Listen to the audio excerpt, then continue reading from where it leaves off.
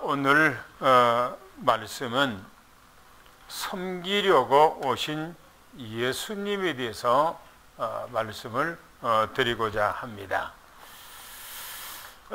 섬긴다고 하는 것은 쉬운 일이 아니에요. 누구나 섬길 수 있는 그런 자세가 갖는 것은 누구에게나 있는 것은 아닙니다.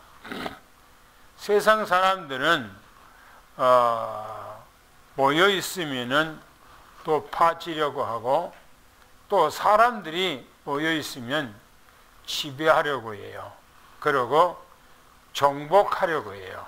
그 몇 사람 모여 있는 데서도 정복하려고 하고 다스리려고 하는 이런 생각을 사람들이 가지고 있어요. 그게 세상 사람들만 그런 것이 아니고 교회 안에서도 마찬가지고 목회자 세계에서도 마찬가지예요. 서로가 높아지려고 하고, 서로가 지배하려고 하고, 서로가 정복하려고 하고, 서로가 다스리려고 하는 그런 생각을 많이 합니다. 돈이 없는 사람은 돈 있는 사람을 우러러 보지만, 또 돈 있는 사람은 돈 없는 사람들을 얕잡아 봐요.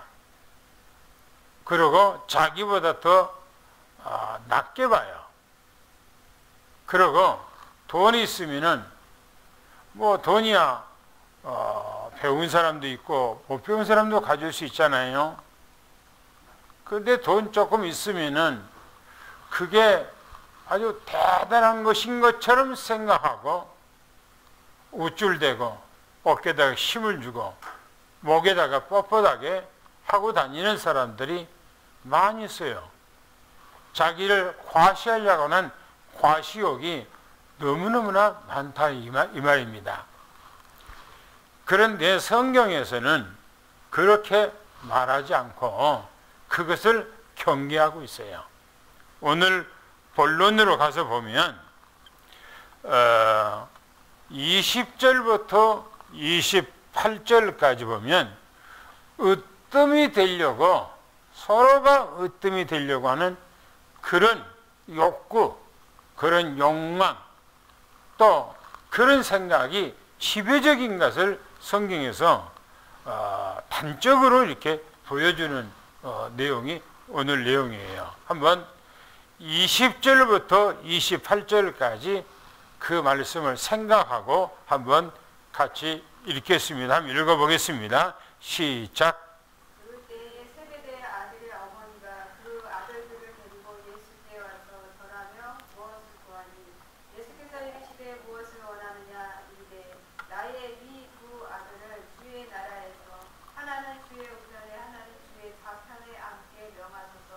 예수께서 대답하여 이르시되 너희는 너희가 구하는 것을 알지 못하는도다. 내가 마시려는 잔을 너희가 마실 수 있느냐? 그들이 말하되 할 수 있나이다.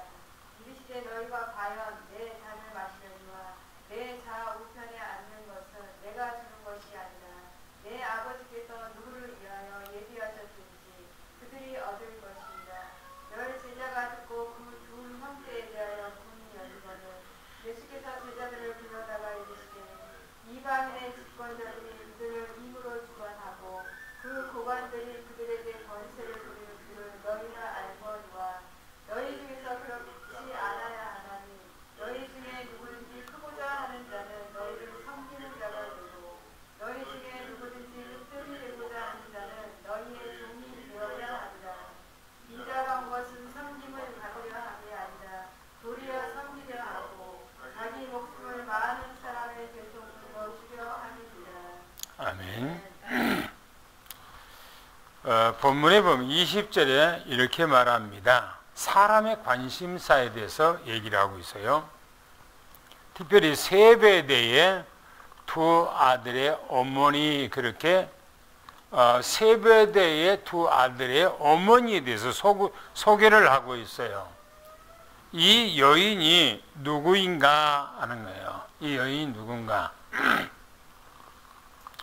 마태복음 4장 21절에 보니까 이렇게 말합니다.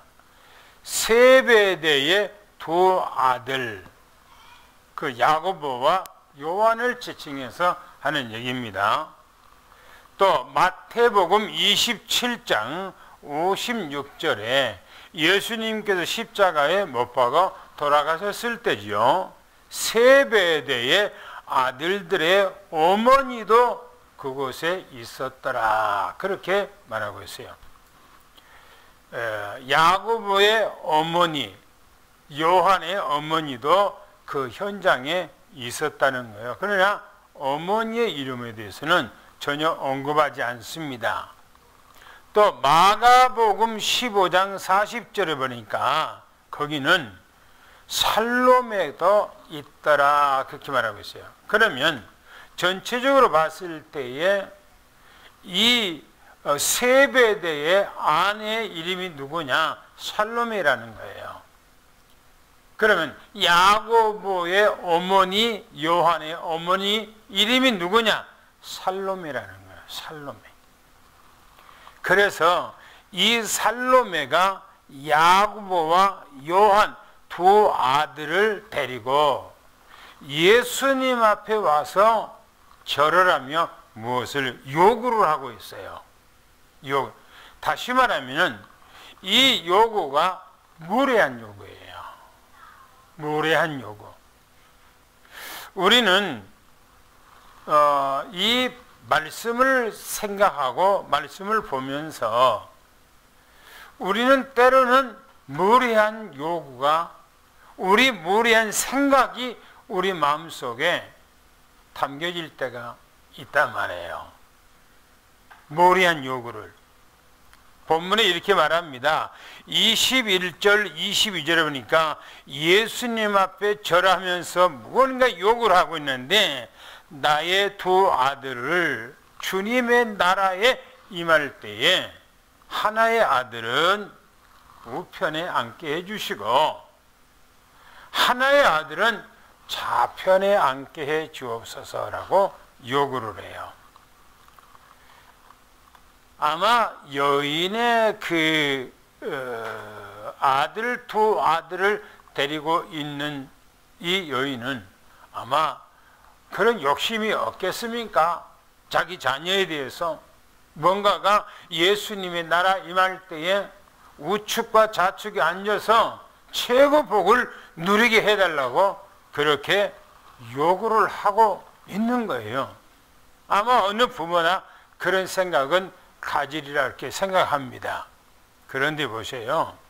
이거가 무례한 요구예요. 무례한 요구. 우리는 때로는 신앙생활을 하면서 우리 생각에 무례한 생각을 할 때가 있잖아요. 무례한 생각. 우리 마음에 무례한 마음을 가질 때가 있단 말이에요. 이런 것들이 하나님 앞에서 합당하지 아니할 수가 있다. 그런 얘기입니다. 본문에 보면 이 얘기를 하고 있는 살로메의 얘기를 누가 듣는가?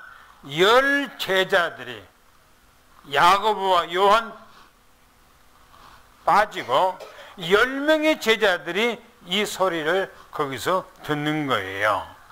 성경에 보니까 예수님께서 이 여인에게 하는 얘기입니다. 너희가 구하는 것을 너희가 알지 못하는도다 라고 말해요. 그러면서 내가 마시려는 잔을 너희도 마실 수 있느냐 그렇게 물었어요. 여기서 잔이라고 하는 것은 그냥 포도주를 마시는 그 잔을 말하는 것이 아니에요. 예수님께서 공생의 마지막 가는 길, 예수님이 잡혀서 모진 고난을 받고 능력을 받고 채찍질 당하고 십자가의 죽음의 그 길을 말하고 있는 거예요. 그런데 두 아들 야고보와 요한이 그것 우리도 마실 수 있습니다 라고 말하는 이유는 전혀 예수님께서 말씀하신 대로 너희가 구하는 것을 너희가 알지 못하는도다라고 말씀한 것처럼 제자들은 그 잔의 의미에 대해서 전혀 모르고 지금 대답을 하는 거예요. 그거 마실 수 있습니다 라고 하는 거예요. 마실 수 있습니까? 사람이 그 잔을 마실 수 있어요? 마태복음 27장에 가보면 예수님께서 잡히실 때에 제자들 전부 다 도망갔잖아요. 그렇게 나약하고 연약한 그런 사람들이 무슨 잔을 마시겠어요? 그런데 모르고 자기들이 양쪽에 우편과 좌편에 앉고 싶은 그런 욕망이 있었는지 모르겠습니다만은 마실 수가 있다고 그렇게 대답을 하는 것입니다. 그런데 예수님께서 그에 대해서 우리가 마실 수 있습니다라고 대답을 하니까 예수님과 하신 얘기입니다. 과연 너희가 내 잔을 마시려니와 내 좌우에 앉는 것은 내가 주는 것이 아니고 내 아버지가 누구를 위해서 예배했든지 그것을 얻을 것이니라 그랬어요. 뭔 말입니까? 주권이에요. 주권. 모든 주권은 위에 있다는 거예요. 하나님께 있다는 거예요. 우리가 요구한다고 해서 되는 것이 아니에요. 내가 원한다고 해서 얻어진 것이 아니에요. 하나님께서 허락하는 거예요. 하나님께서. 오늘 우리는 신앙생활 하면서 무엇인가를 내가 내 욕망을 채우기 위해서 욕구를 한다든지 뭔가가 동기와 어떤 생각을 가지고 욕구를 한다든지 해서는 안 된다 이겁니다. 제자들은 전혀 예수님을 따라다니는 3년 동안의 이 삶에 대해서 전혀 의미를 모르는 거예요. 예수님께서 이 땅에 와서 공생애라고 하는 어마어마한 그 구원 사역을 위해서 그 길을 가는데 제자들은 그 의미에 대해서 전혀 몰라. 이해를 못하는 거예요. 그러니까 이런 요구를 하는 거예요. 또 보시면 뭐라겠는가? 24절부터 26절까지 보면은 예수님께서 이 제자들이 서로 다투고 헐뜯고 하는 걸 보고 어뜸이 되고자 하느냐? 그러면 종이 되라. 그렇게 말합니다. 야고보 요한의 어머니가 두 아들을 데리고 와서 예수님 앞에 넙죽 큰 절을 하면서 요구하기를 내 두 아들 주님 나라에 임할 때 한쪽에는 우측에는 내 아들 좌측에도 내 아들 앉게 해주시오 라고 하는 이 소리를 제자 10명이가 앞에서 들었어요. 이걸 듣고 제자들이 어떤 마음을 가졌다고 성경에서 얘기를 합니까? 성경에 분개했다고 해요. 분개. 분개라고 하는 말은요, 분노의 마음이 마음속에 가득 가지고 적개심을 가졌다는 거예요. 누구에 대해서? 야고보와 요한에 대해서. 분노심, 적개심, 시기, 질투, 미움, 이게 제자들 마음속에 가득 들었어요. 아니 생각해 보세요. 예수님께서 공생의 생활 이제 거의 다 마치고 갈릴리에서 어디로요? 지금 예루살렘 마지막 6월절에 예루살렘에 올라가면은 자기가 잡혀서 모진 고난과 책직을 당하고 죽을 것을 이미 아시고 그 길을 가는 거예요. 예루살렘으로 올라가는 거예요. 그런데 제자들은 서로가 지금 미움과 시기와 질투와 이 분개하는 이 마음이 마음속에 가득 들었어요. 그 마음속에, 제자들 마음속에 예수님께서 가시는 그 구속론적인 그런 마음이 조금이라도 있겠어요? 조금이라도? 나는 아니라 생각해요. 우리가 신앙생활 하면서요, 믿음생활 하면서 얼마든지 나쁜 생각도 나쁜 마음도 나쁜 행동도 해요. 그런데 그 나쁜 생각, 나쁜 마음, 나쁜 행동을 하면서 신앙생활 할 수 있어요. 얼마든지 신앙생활 할 수 있어요. 그런데 그 신앙생활이 온전하겠냐 이 말입니다. 온전하겠냐. 지금 제자들의 지금 모습이 그런 모습이 아주 여실히 드러낸 거예요. 예수님께서 지금 살로메와 야고보와 요한과 10명의 제자들이 서로가 마음의 분개심을 갖고 이런 모습을 주님이 봤을 때 주님의 마음이 어떻을 것 같아요? 주님의 마음이 내가 봤을 때는 한심했을 것 같아. 한심했을 것 같아. 그러잖아요. 한심하지.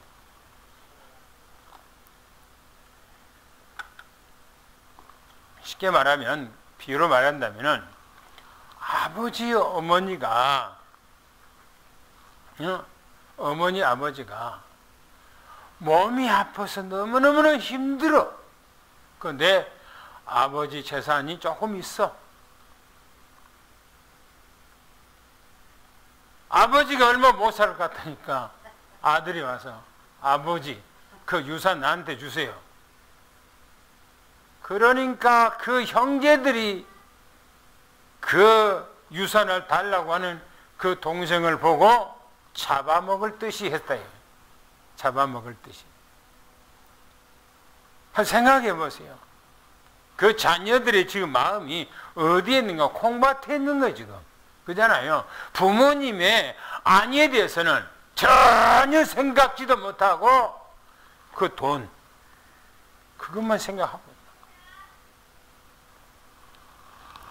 예수님께서 십자가에 못 박아 돌아가시기 위하여 예루살렘으로 올라가고 있는 그 와중에 지금 이 일이 터진 거예요.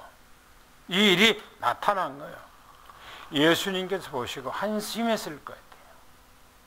본문에 보시면 예수님께서 제자들을 불러서 그들에게 말씀합니다. 뭐라고 말합니까? 이방인들의 통치하는 것을 너희들이 잘 알고 있지 않느냐. 한번 생각해 보세요. 그러면 우리나라 통치자들 한번 생각해 보세요. 다른 나라 통치자들 한번 생각해 보세요. 모든 세계 통치자들 한번 생각해 보세요. 어떻게 통치를 합니까? 성경이 이렇게 말합니다. 백성들 위에 군림한 돼요. 백성들 위에서 자기들이 군림하고 있다는 거예요.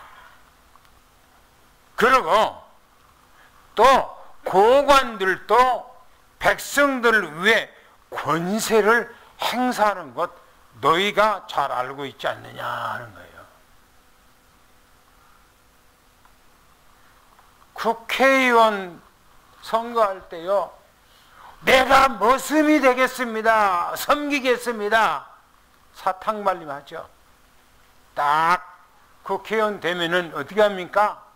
오만 특혜를 다 받으면서 백성들에게 군림해요. 대통령도 마찬가지고 오만 가지 거짓말 말해서 통치권을 딱 앉아서 별짓을 다 하지 않습니까? 국민들을 위해서 군림하고.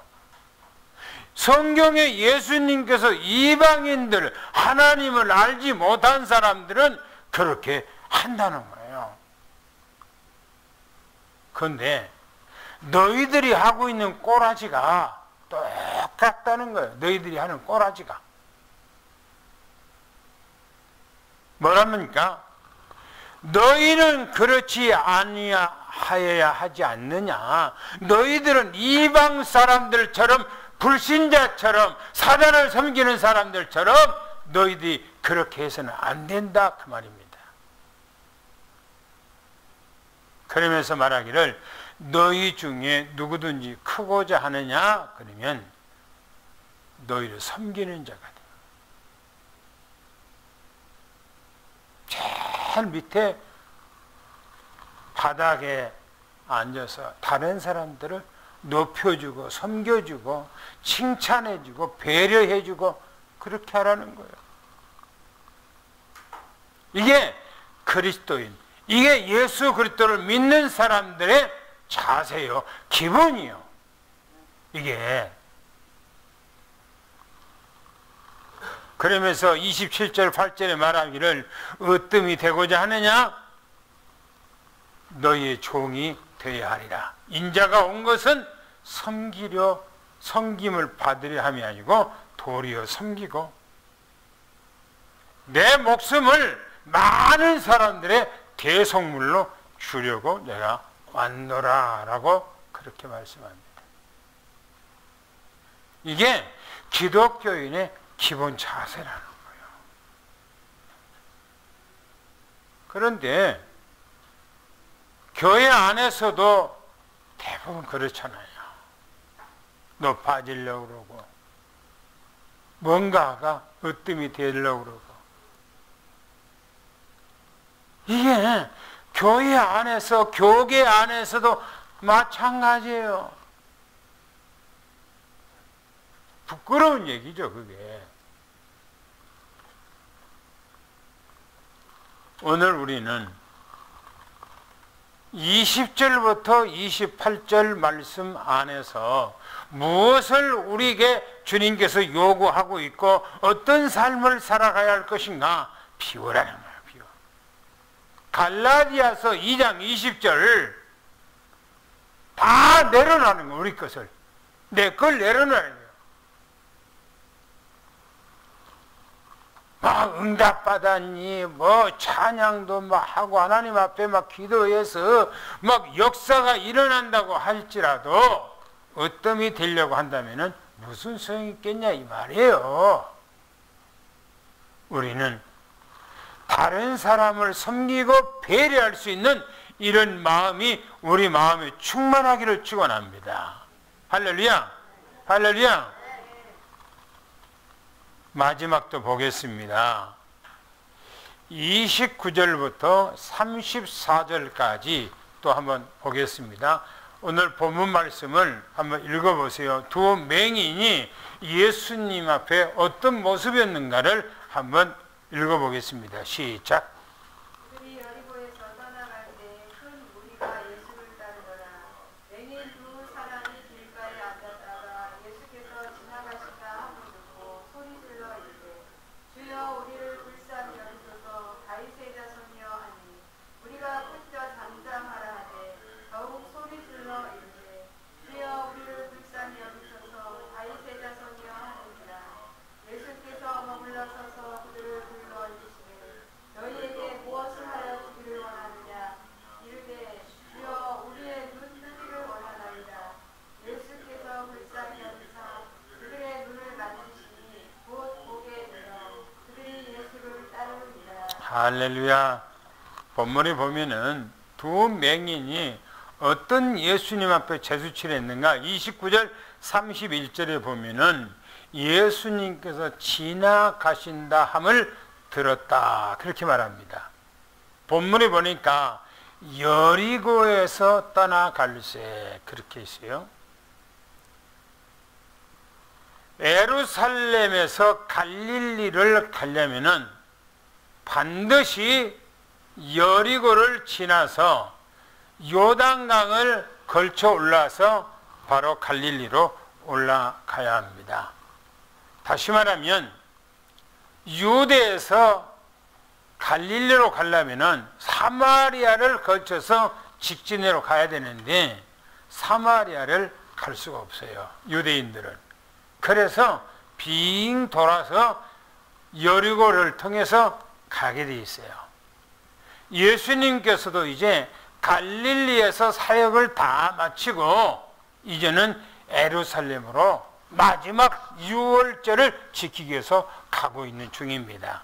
그때 여리고를 떠나갈 때, 그럼 여리고는 어떤 곳입니까?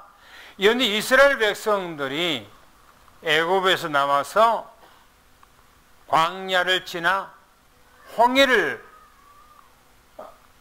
건너고 또 시내산에 거기서 있다가 내려와서 지금 여리고 앞에 있는 거예요. 그래서 여리고를 통하지 않고는 절대 가나안에 들어갈 수가 없는 곳이 바로 이 여리고입니다. 여러분들이 여리고에 보면 라합이라고 하는 여자가 정탐꾼들을 숨겨주고 온 가족이 구원받아서 예수님의 족보에 들어갔던 이 여인이 바로 라합이란 여자지요. 이스라엘의 전체 백성들이 여리고를 새벽마다 돌아서 그 여리고를 무너뜨렸습니다. 하나님께서는 여리고를 건설하지 못하도록 하나님께서 요수를 통해서 말씀했죠.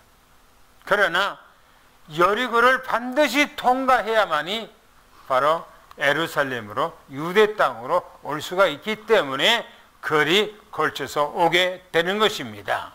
그런데 예수님께서 지나갈 때에 여리고에서 살고 있는 사람들이 예수님을 따라서 예수님을 갑니다. 근데 두 소경이, 아마 소경이니까 당시에 이렇게 노점에서 노상에서 아마 지나가는 사람에게 구걸하고 생활했던 사람이 아닌가 그렇게 생각을 합니다.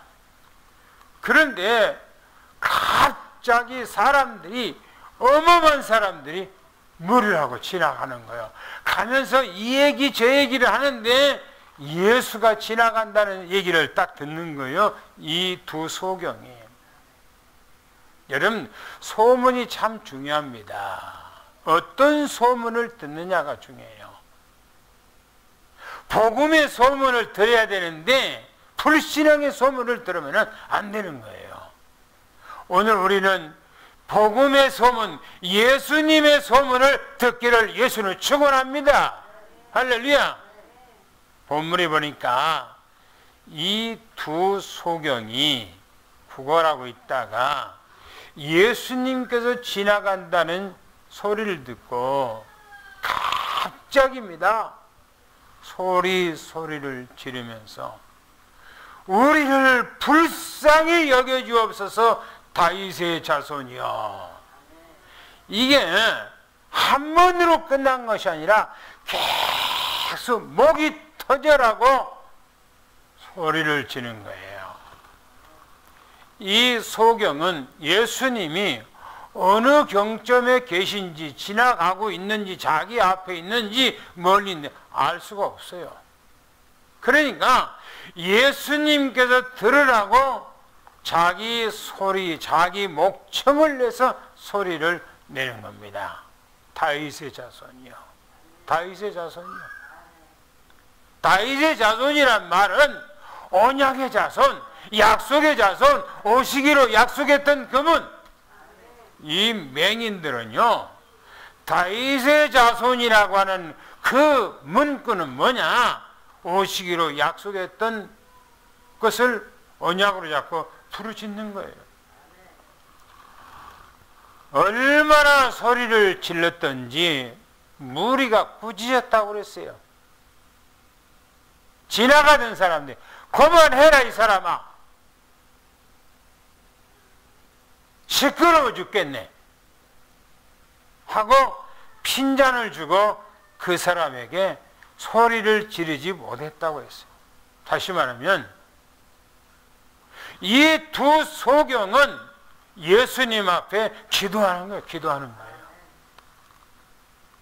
자기 소원을 놓고 애절하게 기도하는 거예요. 오늘 여러분, 우리가 이 세상 살아가면서 나의 문제가 있습니까? 그러면 한 번의 기회라고 생각해야 돼요. 한 번의 기회. 다시는 돌아올 수 없는 기회라고 생각을 해야 돼요. 실제 예수님께서 예루살렘으로 올라가 버리면 다시는 돌아오지 않는 길입니다. 왜? 예수님께서는 십자가에 못 박고 돌아가시기 위해서 올라가는 길이거든요. 이 두 소경은 일생의 마지막 기회라고 생각하고 소리를 내면서 주님 앞에 기도했다는 거예요. 우리가 하나님 앞에 열심히 하고 기도하고 하나님 앞에 소리 내어 기도할 때 때로는 우리에게 방해꾼이 나타날 수 있어요. 집에서 소리를 지면 그만해라 그러고 막 하겠지요. 그런데요, 성경이 뭐라고 기록하고 있냐면은 더욱 소리를 질러 주여 우리를 불쌍히 여겨주옵소서 다윗의 자손이여. 우리 기도가 이런 기도가 돼야 돼요. 물론 우리 주님께서 우리 안에 계시죠. 임마누엘 계시죠. 그러나 오늘 우리는 잠자는 주님을 깨우는 것처럼 하늘의 주님께서 계시는 주님 앞에 내 소리가 들릴 만큼 하나님 앞에 소리를 지르며 하나님 앞에 간청해야 된다, 이 말인 것입니다. 주님께서 본문에 보면 32절에 이렇게 말합니다. 지나가던 주님께서 발걸음을 멈추었다 그랬어요.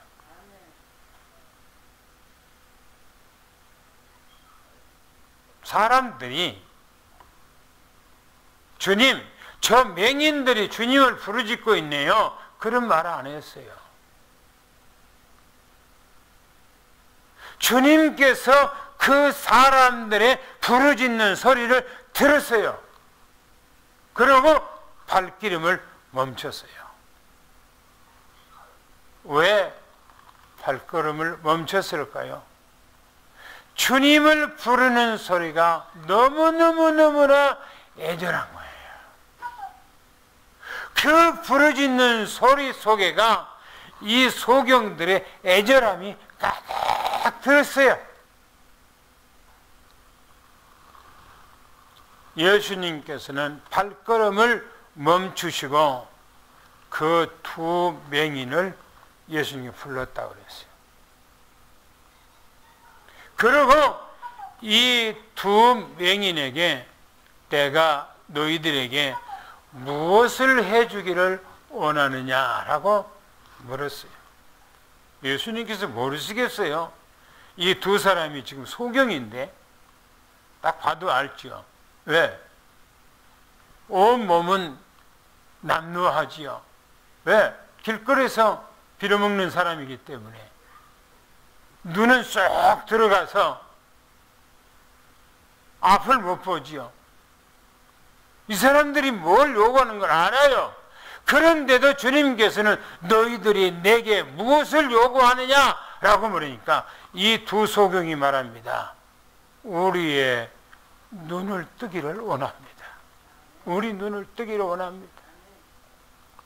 예수님께서 이 두 사람을 불쌍히 여겼다고 그랬어요. 오늘 불쌍히 여기시는 여러분들에게 축원합니다. 할렐루야. 하나님께서 은혜를 주었다 이 말인 것입니다. 하나님의 은혜가 이들에게 임했다 이 말인 것입니다. 불쌍히 여겼다는 거예요. 예수님께서는 이 두 소경의 눈을 만졌어요. 이 사람들은 나면서부터 소경이에요. 시신경이 없어. 눈이 그냥 한자나 들어가서. 근데 예수님께서 창조자요, 전능자요, 못할 것이 없으신 주님께서 그 두 소경의 눈을 만져주시니까 시신경이 살아나고 눈이 뜨고 보게 된 거예요. 오늘 여러분들이 주님 앞에 기도할 때 모든 문제가 해결된 것을 미시기로 축원합니다. 할렐루야. 그래야 돼요.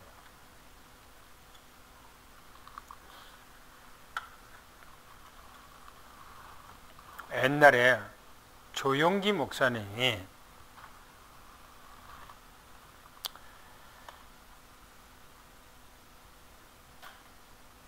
메시지 하다가 그 모양만이 메시지 하다 말고 오늘 어떤 병이 성령께서 치료해 주십니다 라는 그런 얘기를 많이 하셨어요. 또 그렇게 치유했고. 그런데 쭉 나열하면서 직장암이 오늘 이 시간에 예수님께서 해결했습니다. 그러니까 거기 교인 가운데 직장암으로 고생하는 사람이 아이고 뭐 이렇게 낫겠나 그렇게 생각하고 아멘도 안 했다는 거예요. 근데 그 다음 주에 교회를 갔어. 근데 조용히 목사님이 하는 얘기가 지난주에 분명히 직장암을 예수님이 치료했습니다 라고 말했는데 아멘을 안 한 사람이 있다 라고 하더라고요. 그래서 그 사람이 벌떡이나 두 손 들고 아멘 하겠다는 거예요. 근데 그 즉시 직장암이 치료가 되고. 여러분, 예수님께서는 치료자입니다. 오늘 여러분들의 모든 문제가 치료되기를 예수 축원합니다. 할렐루야. 모든 질병도 예수님의 이름으로. 이 두 소경이 눈을 확 세상이 보여진 거예요. 그러고 모든 것을 다 접고 예수님을 그 즉시 따라서 예루살렘으로 올라갔다. 성경에 기록하고 있어요. 예수를 따르니라 라고 말합니다. 오늘 우리는 두 단락에 대해서 말씀을 여러분들에게 전개했습니다. 첫째 단락은 우리의 마음을 다 내려놔야 된다. 그리고 모든 사람들을 섬길 수 있도록 배려할 수 있는 이런 너그럽고 풍성한 마음을 갖는 여러분 되기를 축원합니다. 할렐루야. 그리고 여러분들의 모든 문제를 하나님 앞에 다 내놔야 돼요. 주님께서 그것 때문에 이 땅에 오셨어요. 할렐루야. 그래서 치유받고 해결받고 건강한 모습으로 주님을 찬양하며 일평생 주와 함께하는 그런 삶 되기를 예수는 축원합니다. 할렐루야. 기도하겠습니다. 하나님 감사합니다.